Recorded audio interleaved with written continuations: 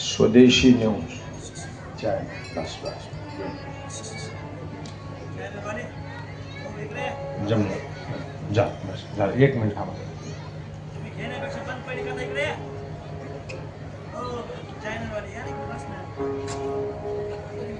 एक मिनिट